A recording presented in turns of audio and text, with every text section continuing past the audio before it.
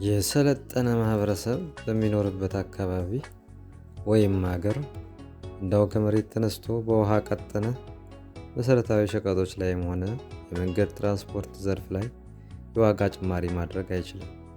ኢትዮጵያ ላይ እንደሚታየው በዘፈቀደ አንዳንዴ በእጥፍ አንዳንዴ በ10 እና በ100 እጥፍ የዋጋ ጭማሪ መቆለል ይቅርና በሳንቲም ደረጃ መጨመር መዘዙ ከባድ ነው። የሳንቲም ጭማሪዋን ተከትሎ የሚመጣው መዘዝ መንግስታቸው የተረጋጋ ማክሮ ኢኮኖሚ መፍጠር መቻሉና እውነተኛ ነፃ የገበያ ውድድር ማስፈኑ እንደተጠበቀ ሆኖ ዋናው ቁንጥጫ የሚመነጨው ግን ከራሱ ከህዝቡ ነው። ማንኛውም በመሰረታዊ ፍላጎቶች ላይ የሚደረግ የዋጋ ጭማሪ ግልጽና አስረጅ ምክንያት ከሌለው በስተቀር ከሸማቾች የተደራጀና ግልጽ ተቃውሞ ይገጥመዋል። ሸማቾችና ዜጎች መክፈል መቻላቸውንና አለመቻላቸውን ሳይሆን መብታቸውን ለማስከበር ቅድሚያ ይሰጣሉ። ለመሰረታዊ ፍጆታዎች ዋጋ ትኩረት ይሰጣሉ። ያለ አግባብ ዋጋ ተጨምሯል ብለው ካሰቡ በትብብር የመግዛት ተአቅቦ ያደርጋሉ። ሀብታም ድሃ ሳይባል ሁሉም ይተባበራል። ነጋዴዎችና አምራቾችም ይህን ጠንቅቀው ስለሚያውቁና የሚያስከትለውን የኪሳራ በትር ስለሚረዱ አይሞክሩትም። ከሞከሩትም የተለመደው ጠንካራ ተአቅቦ ይገጥማቸዋልና ምርታቸውን አውጥተው መድፋት ግዴታቸው ይሆናል። ለዛውም የመድፊያ ስፍራ ከተገኘ ማለት ነው። ወደ ኢትዮጵያ ስንመጣ ግን ነጋዴዎችና አምራቾች ያለ በቂ ምክንያት ዋጋ ይጨምራሉ። በምክንያት የጨመሩት ሲኖር እንኳን በምክንያትነት ያስቀመጡት ችግር ሲቀረፍ የጨመሩትን ዋጋ ያስተካክሉ። ይልቁንም ጭማሪውን በማስቀጠል በአቋራጭ ለመበልጸግ በማሰብ ህዝቡን ይበዘብዙታል።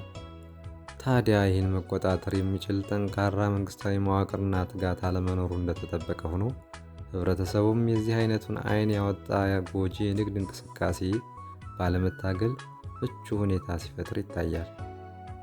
በዚህ ጉዳይ ሰልጥነናል ወይም ተምረናል ከምንለው ይልቅ አርሶ አደሮቻችን እኛ መሰልጠናችንን ለማሳየት ስንል በንቀትና በሳቅ ለማሸማቀቅ ብንሞክርም እነሱ ግን ከኛ በተሻለ መሰልጠናቸውን በማሳየት በሚገቡበት የግብይት ቦታ ሁሉ ዋጋ የመጠየቅ ልምድ አላቸው።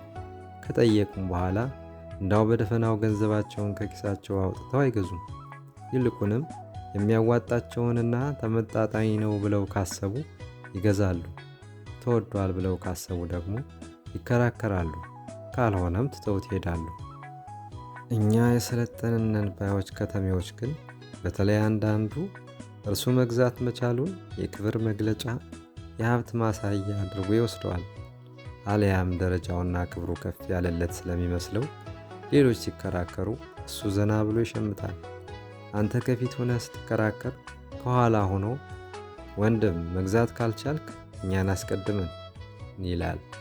ሌላው ደግሞ መወደዱን ተከትሎ ሊጠፋ ይችላል ብሎ ስለሚያስብ ሽሚያ ውስጥ ይገባል። እውነታው ግን ሰርቶና ላቡን ጠብ አድርጎ ገንዘብ ያገኘ ሰው ለዋጋ ትኩረት ይሰጣል።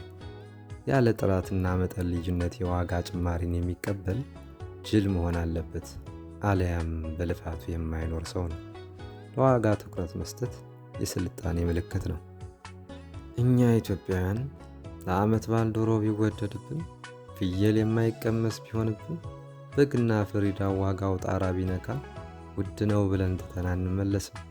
ዕለት ተዕለት ኑሯችን የምናዘወትራቸውን የቡናና የሻይ ዋጋ እንኳ ጭማሪያቸውን ሰምተን አንደነግጥም። በጥቅሉ እናማረራለን እንጂ በጋራ ለጋራ መፍትሄ ተሰልፈን ታቅቦ የማድረግ ልምምድ የለንም።